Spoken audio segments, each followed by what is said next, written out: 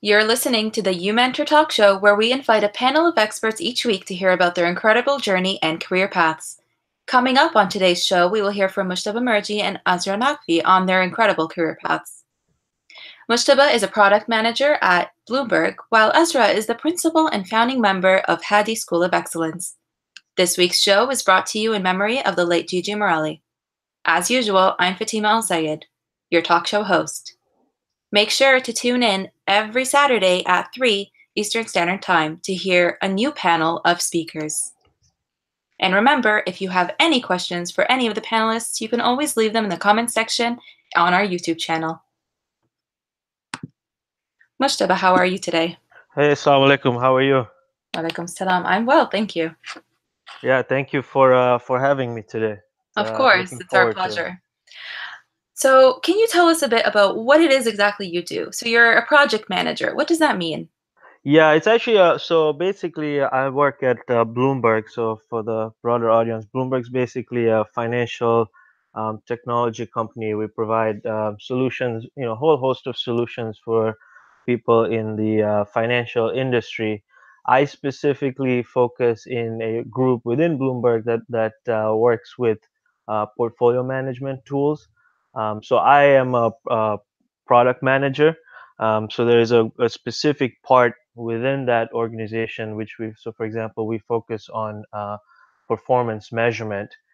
So that's actually my product, and really my goal is to ensure the product is used.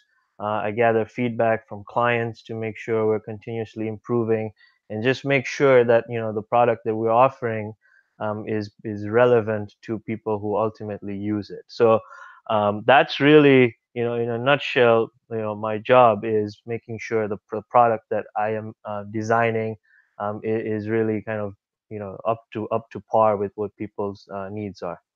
And what kind of products do you design? Yeah, so basically it is, Bloomberg's fairly popular. They're known to have a terminal. So it's basically, it's essentially software that investment professionals or people in the finance industry use a lot. It's very common. Mm-hmm. So within that software, actually, there is a part, like I was mentioning, which focuses on portfolio management tools. So I guess the simplest example I can give in a very simplistic manner is, we all buy car insurance, we all have house insurance, and we're typically paying premiums for these insurance. Now, that money goes to insurance companies. They usually take that money and invest it in some way. Now, over time, they basically need to ensure that their investments, they're actually making money, or they need to basically gauge how well that they're doing performance-wise. Mm-hmm. So that's where we essentially fit in. We provide those tools to essentially people who are investing money to be able to tell, um, are they doing well? What are the sources of return? Like, where did they make their money? And Mm-hmm. actually, it's important because they use that a lot of times to gauge the compensation. It becomes relevant on our client side. So it's actually an important tool kind of in that investment process. So, are you giving them advice, or are you just showing them the analytics and where Yeah, they make? sure. That's a good question. So we do not provide any investment advice. Mm-hmm. We primarily give them, you're right, the analytics, and they, so yeah, they have their own investment advisors. They have their own strategies that they put on. Our system essentially allows them to drill down and see where they're performing, where they're doing well.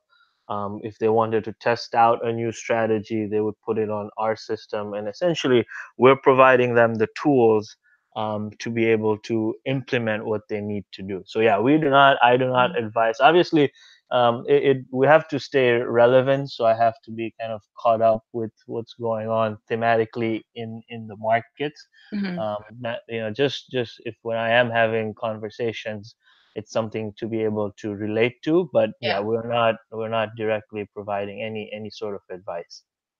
So, as a kid, was this like the dream career for you, or? Yeah, it's what I wouldn't say so. I think it's Hmm. something that's definitely evolved over time. Obviously background wise, I grew up in Africa. So just the financial field itself is not as advanced or as exposed when I was a kid. It was definitely just kind of very high level, limited to stock market and things like that. I never kind of knew the breadth and depth of what's involved, Hmm. in the financial market. So no, I wouldn't say that was something that was like a dream job. To be honest, I didn't know too much about it. It's definitely something over time I've found more and more interest in, and Hmm. as I've started learning about things, that's when it started to kind of hit me that actually, what, this is really interesting, and this is what I'm passionate about. So, Yeah. Alhamdulillah, right now, this is something I obviously very enjoy a lot, and it's something that allows you to grow over time. So from that standpoint, it's definitely something that's relevant for me. How did you choose this career when you first started?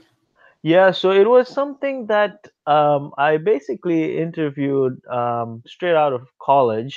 Hmm. I interviewed for a very similar role, and at that time I started working at Barclays, which was my former job. But yeah, I've been in a, I guess, similar field. The role has changed over time, but about for 8 years or so, I've been in a kind of similar capacity where we're dealing with these, portfolio management tools. Barclays, in my former role, had a similar product that's now kind of embedded in Bloomberg's software. So yeah, it's something I started right out of college. I interviewed for a role. I must say, I guess during that interview process at college, it is hard. You don't actually, in college, you obviously learn a lot of skills, Hmm. but you don't really, you still don't know, in my opinion, you still really don't know what you're getting into. Um, or at least when I was into, it's probably changed a little bit. But in 2010, when I was interviewing, investment banking and kind of sales and trading and those types of jobs were more popular among people who are applying for it. That's Hmm. probably may have changed, might still be relevant, but this was kind of one. It was more in the financial tech. It's a mix of technology and finance, so it's not kind of a true finance type job. A lot of those investment banking type jobs were really the popular ones, and kind of the big companies would come higher for. But for me, this was kind of a little bit under the radar. But when I looked at it, the mix between the two fields that I mentioned was something that was more different and seemed exciting to me. So, what advice would you give those people who are going for job interviews? Yeah, I would say just try to be different. Hmm. Because you have to realize there are a lot of applicants out there, so everyone's applying for the same job. So my biggest advice, well, two things I would say. One, just be passionate. A lot of times in interviews, it can be very, one question, one answer, and that's, it's more of a, you have to make sure it essentially becomes a dialogue, where you engage the interviewer as opposed to just you know straight up just answering questions as they roll off. So I Hmm. would say, just come across, be energetic, be dynamic when you're talking, engage. You can ask questions as well. It's not always just whatever they ask. Obviously, you have to impress with your skills and your experiences, but I think just showing energy, I think that's big.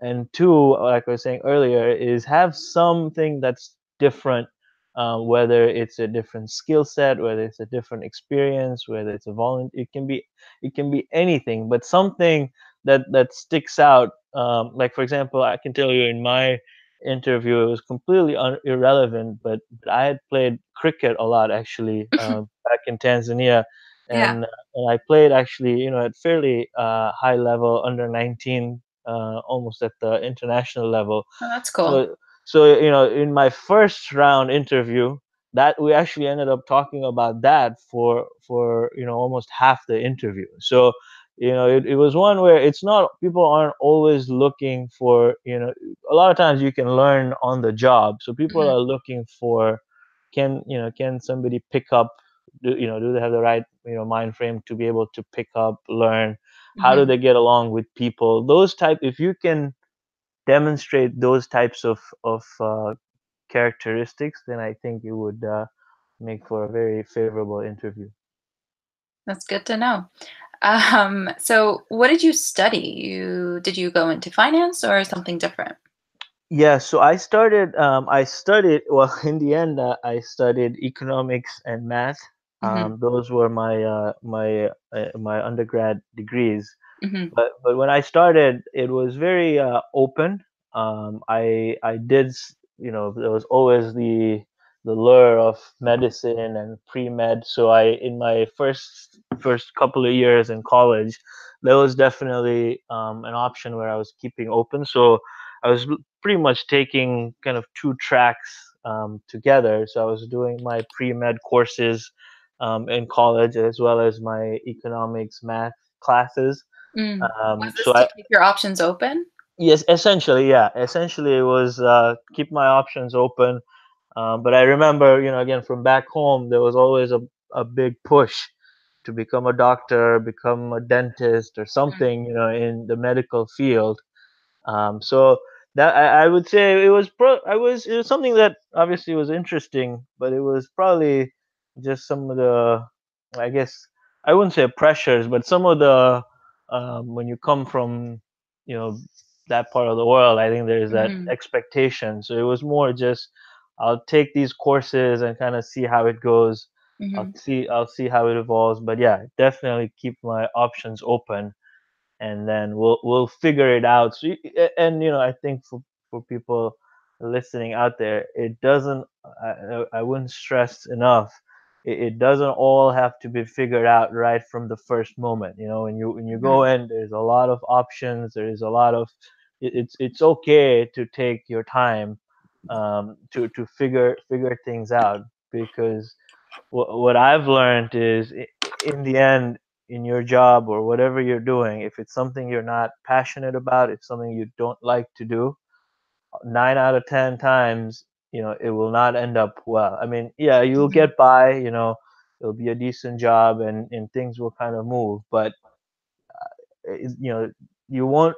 At least I've found that it's going to be tough to grow and kind of take the next steps in that field. So it's very, very important, at least to me, to make sure you're doing something that you enjoy, something you're passionate about, something where you feel like you have a handle, and can mhm. can see yourself growing in that field. So it's okay, take a year or Mhm. so.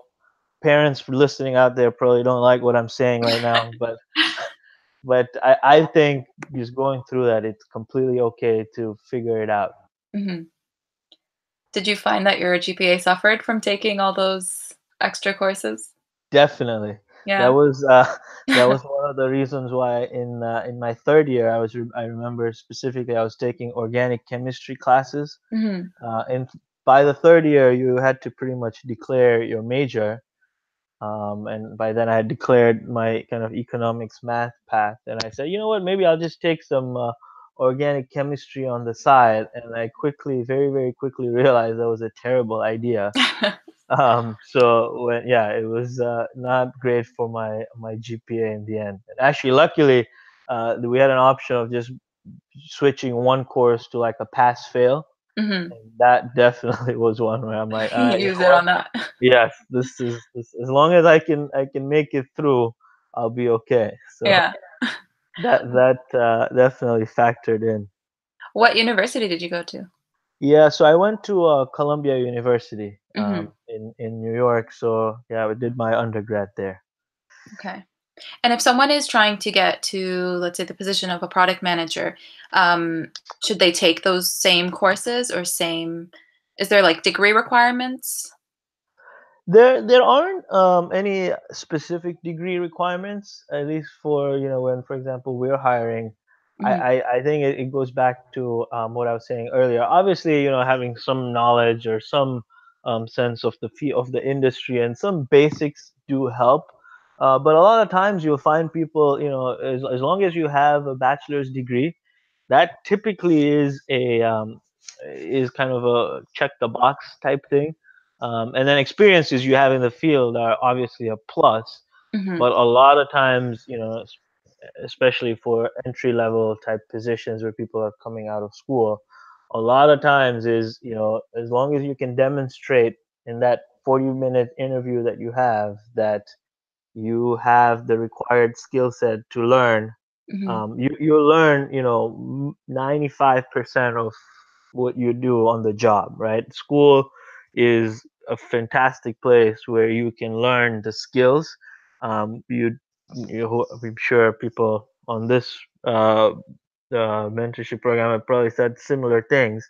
Hmm. But obviously, school, you're not directly going to apply what you learn in math and and do logic and all that. It's not exactly that will apply in your job, but the Hmm. concepts is really what drives it home.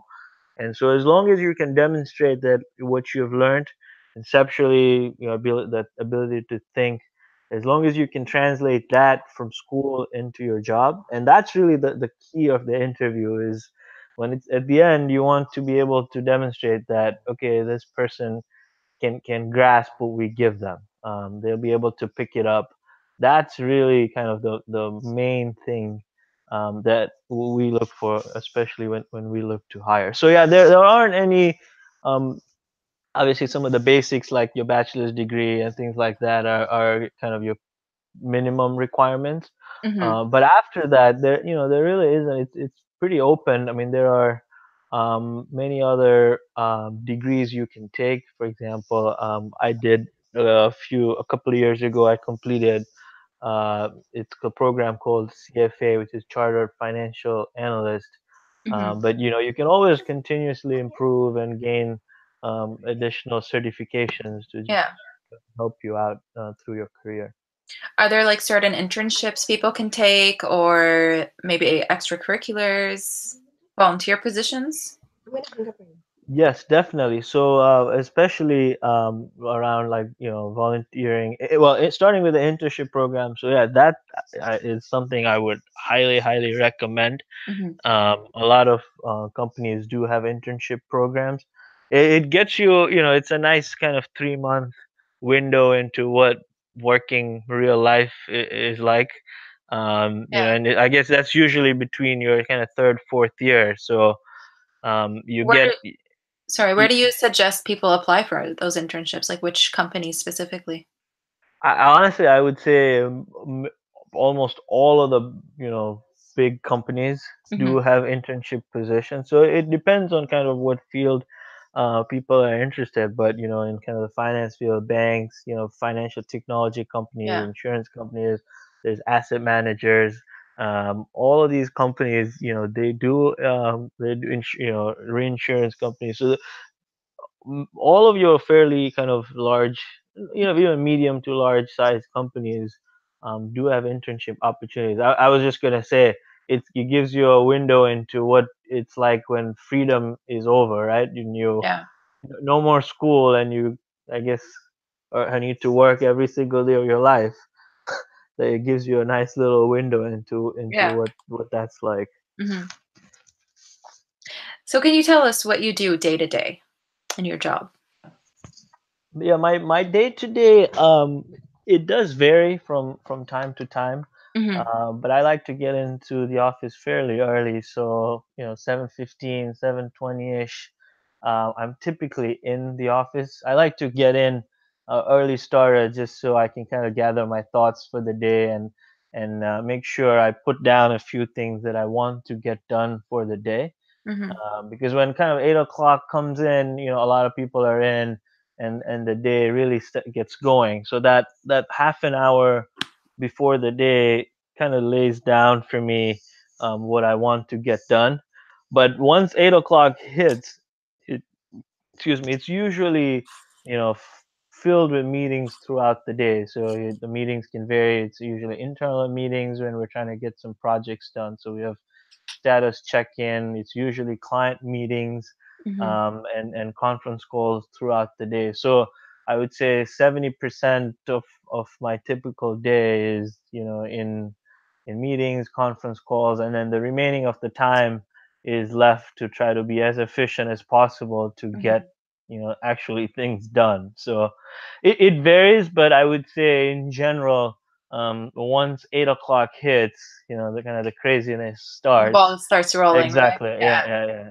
And so to me it's important to make sure that I kind of beginning of the day make sure one, two, three. It doesn't have to, make sure if I need to follow up on some important things, Hmm. I explicitly list those down so they're right there in front of me and make sure I get back to those throughout the Hmm. day. So you need to really have a lot of time management Exactly. skills. That is probably one of the most important things. I would say time management as well as just the ability to prioritize. Hmm. Because there's a lot of competing projects, a lot of things to do. There's only so much time in a day, and this I think relates to outside of work as well. In just life in general, right? There's so Yeah. many things everyone wants to get done, but it's very very important to be able to just prioritize what's important, what's at stake, what can wait, what needs to be done now versus Mhm. what can wait a little bit, because everyone would love to do everything, but it's just not Not possible possible, yeah. exactly in the time constraints that we have. So that also becomes time management as well as the ability to prioritize. I would say are the Mhm. two kind of key elements to get by a typical day. Mm. And what's the coolest part of your job? The coolest part, I would say, actually, not. I've kind of stopped traveling Mhm. a little bit in the last month or so, but before that, I would say, I would travel a decent amount.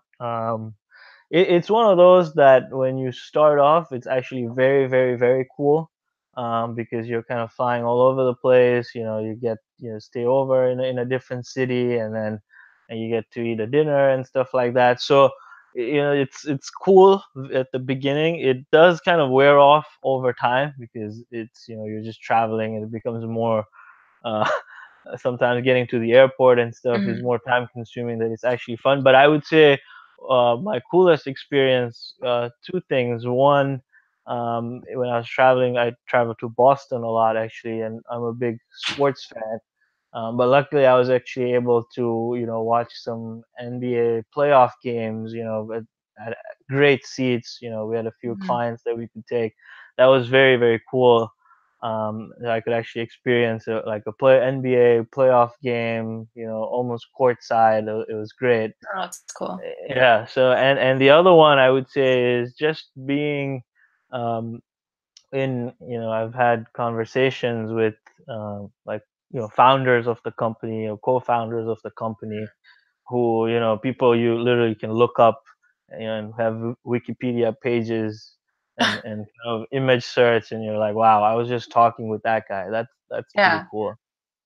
And these people are like billionaires. It's essentially, yes, these Mhm. guys are billionaires. So when you're in there, it's a little bit of oh wow moment. Mhm. You kind of have to get on with it, but it is, you look back and like, okay, that's pretty cool. I wouldn't otherwise have had the opportunity to have a conversation with the owner or the founder of a company, but Mhm. I just did that right now. That was pretty cool. Have you ever gotten any kind of pieces of advice from them? Yeah, they I the biggest advice that I've got from kind of more senior members is that you don't have to be the smartest person in the room, right? So you don't if it's a room of people, the one thing that you can control is how hardworking you are, right? So you don't have to be that genius, you don't have to be the smartest person, but as long as you can show that you are a hard worker, you can work just as long, right? There's only Mhm. 24 hours in a day, so you can make sure that you can work just as long or more than the next person, next to you, and that's what you can control. So it's that consistent feedback is, you get, people who have been successful in their careers. I think it's a common trait that people don't just end up there by chance, right? They've put in a lot of work, a lot of hours, and that the commitment and dedication to what they're doing is, Mhm. the one consistent feedback that I get from people who've been pretty successful in their field. So you don't have to be the genius, but you have to make sure that you're putting in your shift, to make sure things get done. Mhm. And how would you know if you're like as a kid that you're interested in this kind of a job? Because you don't really know what you want. So what skills or things did you pick up on as a kid that led you here? Yeah, it's a good question. You're right. A lot of times it is difficult. It's not always easy. It's not always clear. I would say for me, it was probably as a kid, I was very interested in kind of, I would call it technical skills, but I would be curious. Okay, how is something made? Okay, how did we get from here to here? Like ability to kind of drill down into something, whether it's toys or whatever. But just having that skill set, that technical skill set, where I would be curious as to how is something made, or how whether it's even in technology. Okay, why does something work the way it does? Why is it Mhm. working this way versus not something else? So I was always kind of curious about that. So I was able to then relate quickly. Like for example, in my job right now, I couldn't live without Excel sheets and things like that. So you need that kind of technical, skill set. So that to me was kind of an indication that okay, this is something where I want to have the ability to kind of make sure I'm kind of drilling down into one specific topic, but I'm going as deep as I can in it, as opposed to doing multiple different things across Mhm. different topics. So that's kind of, it was something that, but to be completely honest, it was not, it wasn't something that was shouting at me. That Yeah. was in hindsight, when I look back, I can relate that way. But it is difficult. It's not easy to know what your right path is, and Mhm. things evolve as well now, right? And just given the technology that Yeah. keeps coming out, probably jobs that we were growing up with, or maybe even 10 years, 15 years ago, it's a Mhm. completely different, dynamics out there in terms of what jobs are available. So I would say, just being up, whether it's keeping up with technology or innovating and just being relevant is kind of Mhm. my, getting back to the, in terms of the advice. So when applying to university, should the person apply to something that's more broad and then slowly pick up on what they like? It depends. I would say it depends. If there's people who probably know exactly what they need to do, Mhm. and this is for them, if their mind is made up, then I would say go for it. Do what you think. At that point, if it's clear to you, that don't waver. That's what you're going for. But there's also a set of people who don't really know, I may have an idea, but don't really know what they want to specialize in. Yeah. Yeah, I would say for for those people, it's very very okay to kind of go in and explore within that first year. Now it's a fine line, I guess, between just kind of hanging out for too long, right? Yeah. And then, Mhm. but so you want to make sure that you're really using that first year, 6 months, or first year to actually explore. Mhm. It's also very easy to kind of just coast through, and the next thing you know, a year is gone, and you really haven't figured anything out. So you have to make it count, because otherwise, you time doesn't, quickly runs out, and then you're scrambling, and then you're probably making quick decisions, which may or not be maybe optimal at that point. So I would say that the first kind of 6 months to year in college, you want to make sure that counts, that you have some freedom, Mhm. to explore, but you want to make sure that that's relevant, and you can use that time to kind of figure things out. What last piece of advice do you have for the future generation of finance or product managers? Last piece of I think I've given a Yeah, decent thought you'd have. throughout. But yeah, again, I would not stress enough. Enjoy, what you do. That to me is one thing that sticks out.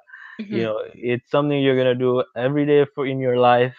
You have no choice. You're gonna that's what you're doing every day. You're gonna have the weekends off, but then when Monday comes in, it's back to doing that same thing again. So if it's Yeah. something you don't enjoy, you're gonna be miserable. You might be okay for a year or two, but quickly wear out on you. So I would Mhm. say my kind of biggest advice would be make sure it's something that you can relate to. You make sure it's something that's relevant to you. It's something you enjoy, passionate about, because that's something you're gonna do for the rest of your life. So you don't want to be miserable doing it. Thank you so much, Mushtaba, for sharing your cool career path and for all of your valuable advice. Yeah, thank you so much. It's been a pleasure speaking with you, and inshallah, I look forward to connecting soon. It was a pleasure having you. Okay, thank you. Bye. So, before we get to Sister Azra, just wanted to remind you all that Umoja Soccer Academy session is in full swing. And if you want to join the academy in your city, please reach out to us at info@umojaaoutreach.org. Also, make sure to check out the official Umoja Games 2018 photos on the website by searching umojaaoutreach.org/games and clicking gallery. Sister Azra, how are you? Assalamu alaikum. Walaikum salam. So, your career has taken a whole different shift, right? You started out in something completely different to what you're doing now. Can you tell us a bit about how you started out and where you are? Um, well, thank you for first of all giving me the opportunity to talk. So I started off, I guess my career path is one of the unique career path because of the fact that I started off as an accountant. Mhm, My bachelor's in accounting, and I had my own business for a couple of years. I then did my certified public accountant, the CPA exam. So I would say about 8 years I have been in. I joined the one of the first job that of my career was the General Board of Pensions for the in the United Methodist Church. I mhm, was the internal audit analyst at that time. So I did that for about 4 years, and then I moved on to or I moved on to a tax accountant, international tax accountant in the Baxter's International. mhm. And I did that for about 3 years. And at that time, I had my third child. So I planned to quit the job um, and stay with my children. And So this was in what year? so this was in about 2000 to 1999 to 2000, around that time. Mhm. And so yeah, I was with my children during that time, and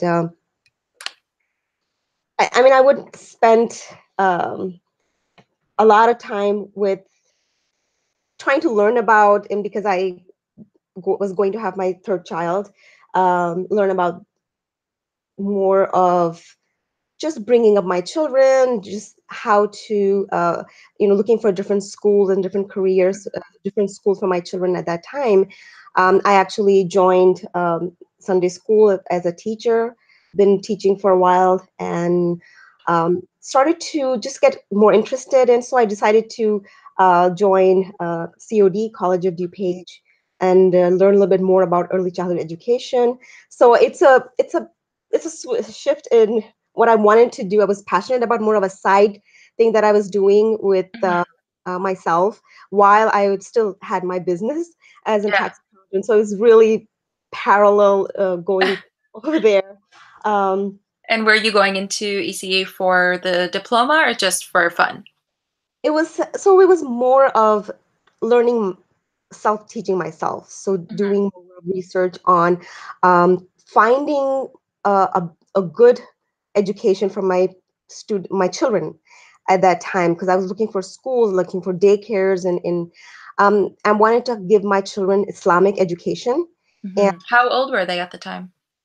so trying to remember, my oldest was 4 years old, two, and I was expecting my third one at Oh, that. okay. So you're looking for something that was going to give them a good foundation.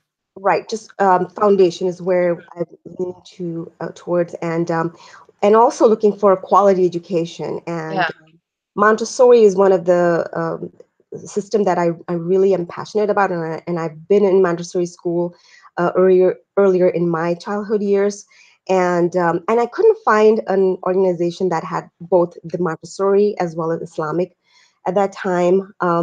So I wanted to just learn a little bit more. I was intrigued uh, by trying to provide my students and couldn't children that education. I couldn't find it in here, and Mhm.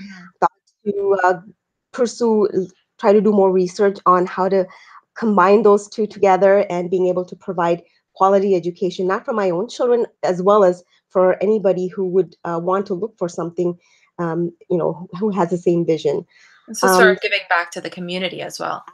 Absolutely. And I was just drawn more towards education and early childhood. Um, so I took a couple of courses, growth and development, foundation of childhood and education. And a lot of that, the more I learned, the more it was interesting to me, and more Mhm. give me an perspective of what I could do with, alhamdulillah, the background that I had in accounting and finance. I was able to think about, you know, pursuing on starting something in the school in Chicagoland area. So Mhm. we started to invest in the trying to, start a school at that time. And who did you talk to about this idea? So we had like-minded individuals, and other parents who were interested in and had shared the same vision as we were, Mhm. and that got started really and applying for it, and it's a whole process. I mean, it's a business, right? If you start a Yeah. business, it's about budgeting, it's about just getting everything in line with applying for incorporating the business and all that. So it was all because of my educational background at that time. Mhm. I was able to go ahead and do all that. And you were drawing all from that past experience. So you're still applying yourself from your career, but it was a whole different route. Absolutely. I mean, at that Mhm. time, I was already doing accounting for different clients I had at that time. I was doing some tax accounting as well as their uh, bookkeeping and all that. So I was doing it. At the same time, was able to utilize my knowledge to pursue and starting this startup that we Mhm. have. And what role were you in when you first started? Oh, so when so basically, I once I had hired a directress who was qualified teacher at that time, for Montessori. Uh, I felt like my role was I had multiple roles at that time. I was trying to manage the school as well as an assistant teacher, a secretary, a maintenance, and basically all roles during that time from morning 7 to 7. I was there Wow. for a couple of years. I've been able to do that during that time. Did your kids go to the school at that time? Yes, Yeah. absolutely. My Okay. children did go to that school. Yes, So you were able to sort of balance that kind of your home life and that and juggle all of those roles. yes, Yeah, absolutely. that's great. How did you do that? So it was 15 years ago. Um, uh, I think a lot to do with support from your family. I think Mhm. it is an extremely important point. You need to have spouse who is supportive, family members, children. I think at that time, that was basically where is a family commitment, but Yeah. where everybody was involved and trying to get this movement going. At the same time, I had been, like I said, doing my own business and um, almost self-taught myself to do what I was doing, although I did have, early childhood education courses and managerial at that time. But it was a pivotal moment in my life at that time where Mhm. I had to make a decision if this is something that I gotta do. Either I had to continue with my accounting, find someone to replace to become a principal, or be able to continue to do what I was doing in terms of school. And I think the answer was clear that I did needed to and go into education. I felt that this is something that is more intriguing, more I felt more passionate about what I was doing because of the just a higher calling that I had at that time. And alhamdulillah, I was able to join um, the master's program, master's in education in from Argosy University. Mhm. And as soon as I joined and I was continuing with it, I felt it was really a light bulb for me because I was able to apply whatever I learned, all the skills, knowledge.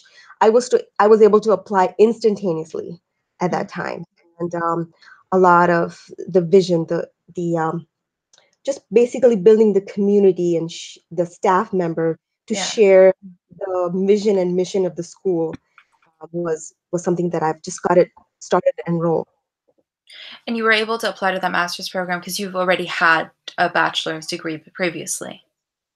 Yes, I had a bachelor's in accounting, like I said, Mhm. from DeVry University in Chicago, and because of not being a bachelor's in education, I had to get in through education through alternative program where Okay. I had to write a test. It was just a basic skills test and show credentials that I did my bachelor's in America. I was able to get into the program, alhamdulillah. Okay, that's good.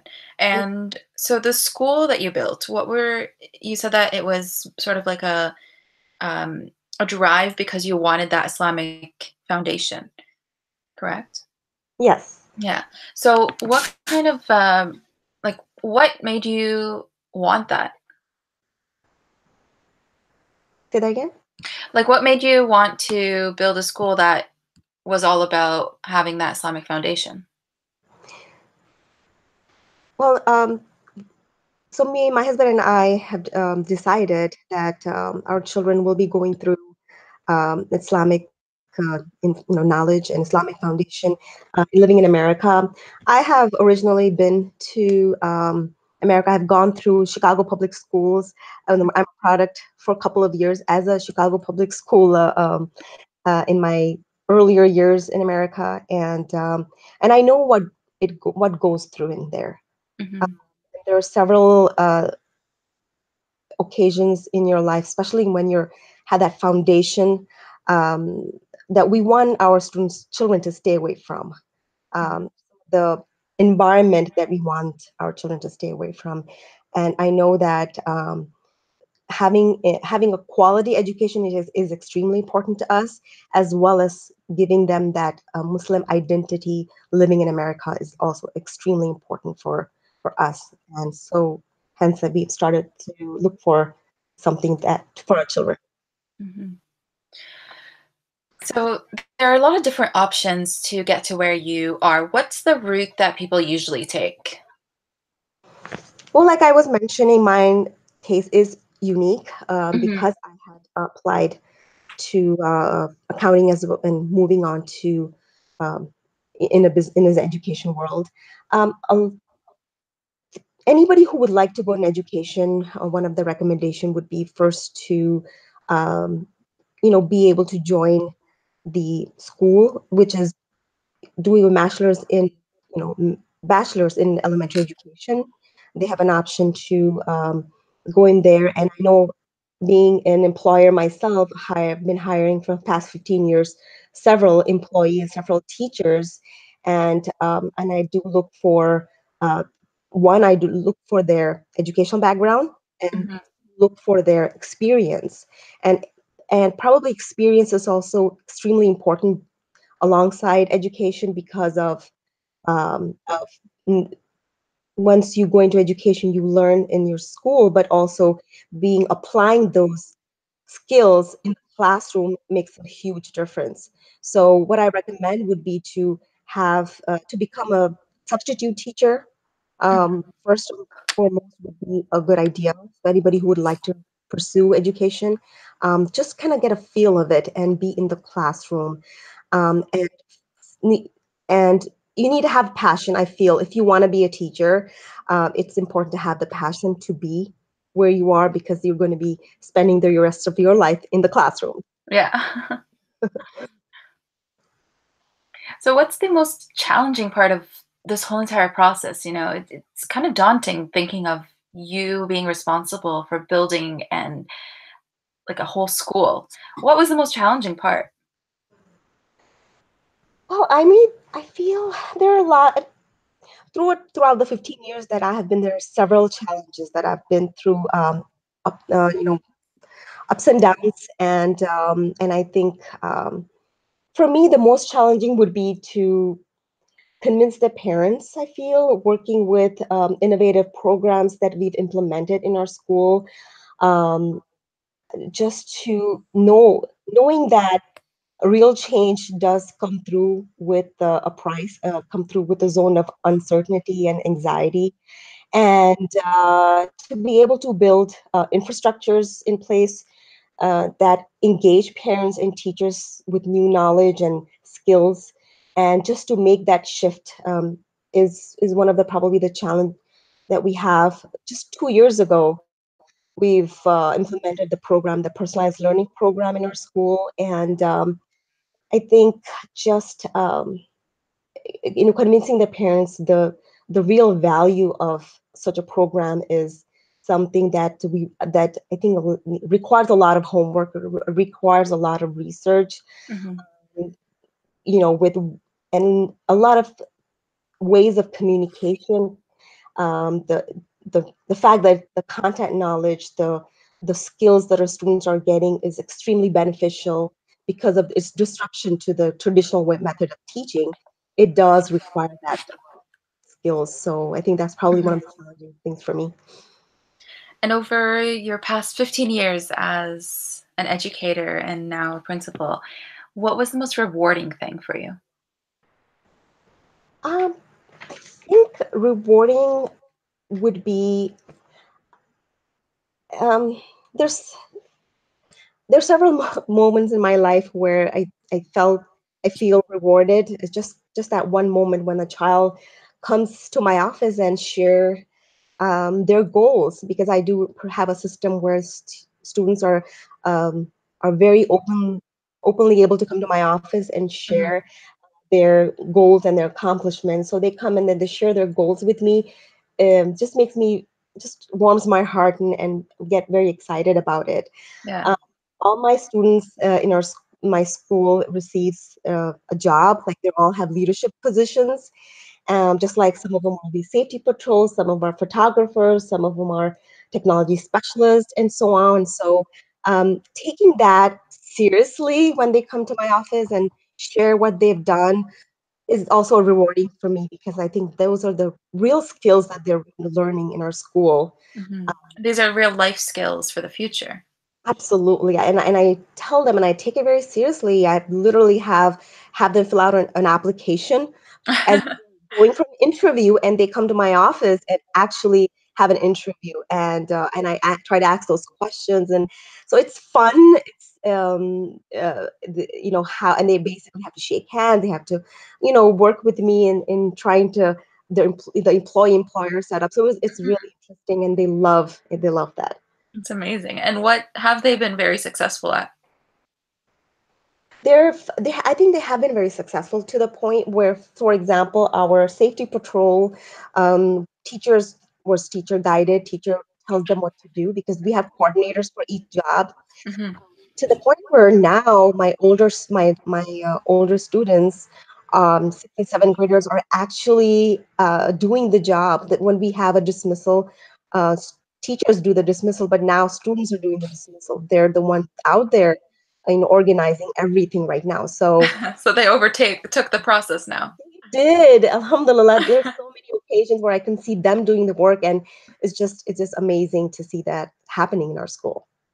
And it's sort of showing them how to build those community service skills and everything. So that's amazing.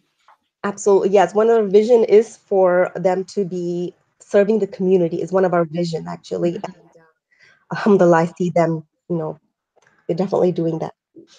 And when you're hiring teachers for these positions, what are the things that you highlight and want in your teachers?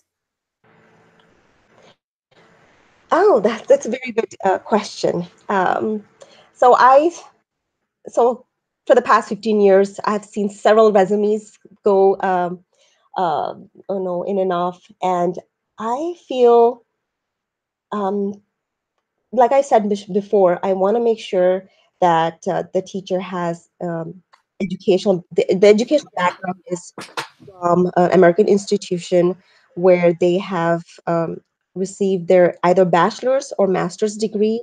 Definitely, I would prefer masters if they have, but bachelors are also fine as long as they're coupled with experience. Hmm. I would like the teachers to have some experience in terms of classroom management, because I think that's a huge piece. In order for the teachers to be able to successfully teach and provide instructions, they need to be able to manage the classroom. So that's a huge piece that I do look for, the teacher and their ability to, the communication skill is extremely important. So I think those are the things that I strongly emphasize on being able to, both written and oral communication is important as well. And what would you say is the key to success so far for the school? Wow.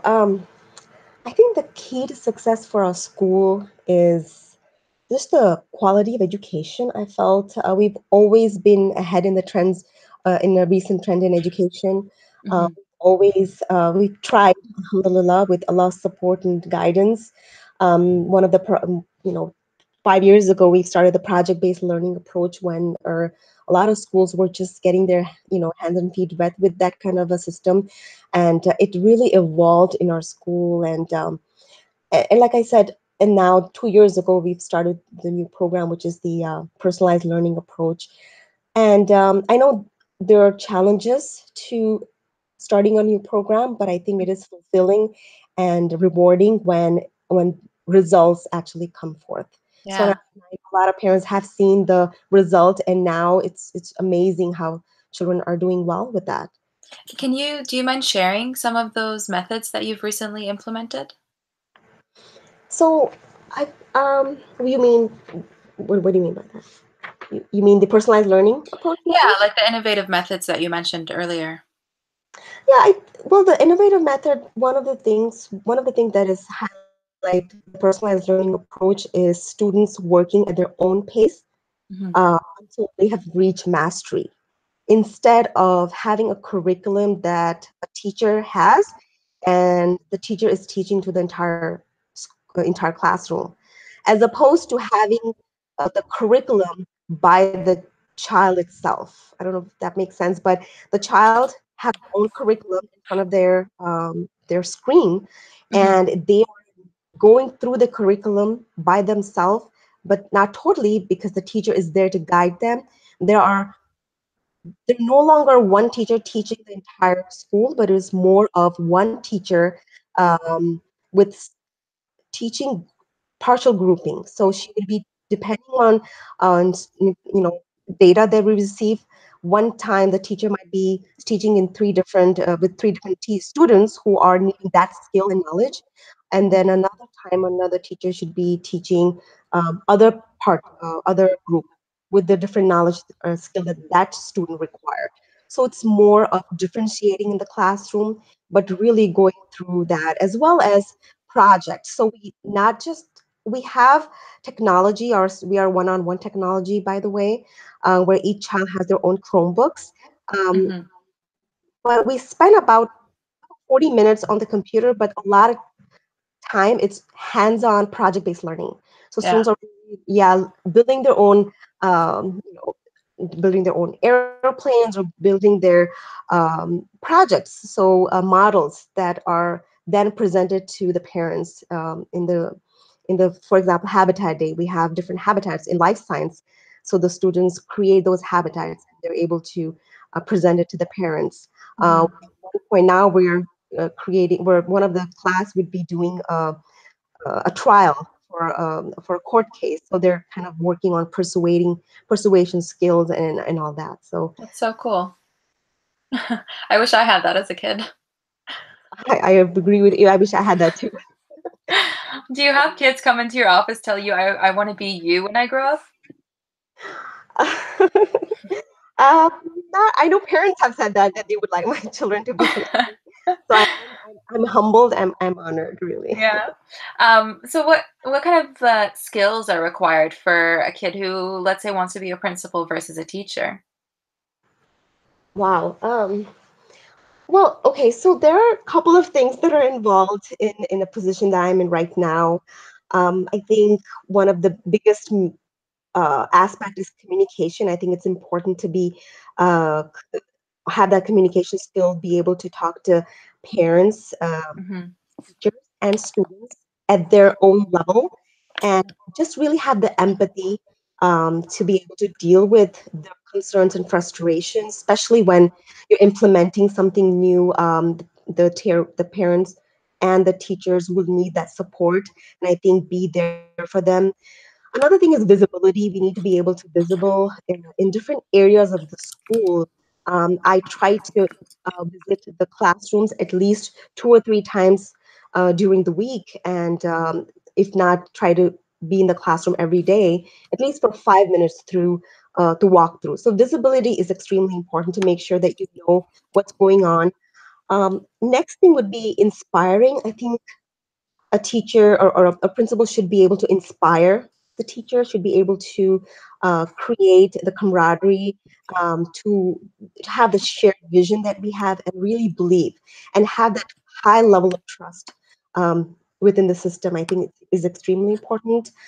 And I would probably say the next piece would be data driven decision making, to be Hmm. able to make decisions based on the data that you received in terms of the students, scores and what kind of strategies that will be best beneficial for those students. I think it's something that we need to work for, or I need to be working with my teachers to be able to implement that. Um, Hmm. and I think again, the next most important probably would be management skills and Yeah. prioritizing. And it's extremely important. During the day, I had my 2 days are never the same. I've always, Hmm. and I think that makes it very interesting for me because of the fact that I come in, I meet with different teachers throughout the day. I go to different classrooms, and each time I go in the classroom, there's always something new going on. And I requested my teachers to invite me whenever they're done with their project, so that when they're presenting it, that I'm always available, that I can look at and see what's going on. And it's just interesting. And I think I guess another next thing is managing talent. Hmm. I provide my teachers an opportunity to be utilizing their own leadership skills. So being able to find out who is best fit for that skill, because we have different committees, and I strongly recommend my teachers to join the committees and be able to just shine and be able to just it's growth for the not just the students but also the teachers, that they need to be able to grow with, Hmm. with the school and myself as well. It's amazing because you're so hands-on and it shows through the commitment of everyone at the school. Alhamdulillah, alhamdulillah. Alhamdulillah. Do you have any final piece of advice Um, I would advice for my for the future generation of students who want to become teachers or principals? sure. Well, I would say that if you want to become a teacher, I think it's extremely important to be passionate about teaching.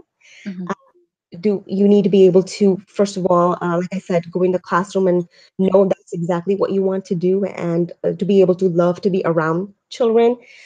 just keep an open mind. And I think the most important thing is to say that when you're doing it, you're doing for Allah subhanahu wa ta'ala. Mhm. Uh, a teacher is one of the most respected and valued member of the society, I feel. And I think that that would be because when you're a teacher, you're actually building career. You're building the character of the student, of the children. You're building the future leaders, right? You're Yeah. making those students the strong that the you're giving them strong values of those students and molding the children. So it is an extremely important job that I feel. And so I want you to know that that is what the teacher is all about. And when you have that, it's not just a job, it's a higher calling. Mhm. Well, thank you so much for sharing your very interesting career. Thank you so much for having me. Appreciate it. Of course. You were just listening to the uMentor Talk Show. If you missed this or future shows, you can always hear the replay on the uMentor website under Talk Shows. And while you're there, why not subscribe to the iTunes podcast so you never miss another show? Thank you for listening in to our panel today on YouTube Live. You can always catch up on our previous shows on SoundCloud or on our iTunes podcast. If you would like to reach out to the speakers from today's show or any of our previous shows to ask these professionals any questions you may have, just visit our online platform at umojooutreach.org/unleashthefuture/groups. Or you can visit the uMentor website and hit the link for online platform. Be sure to tune in next week on Saturday at 3 p.m. for another panel of speakers and more stories.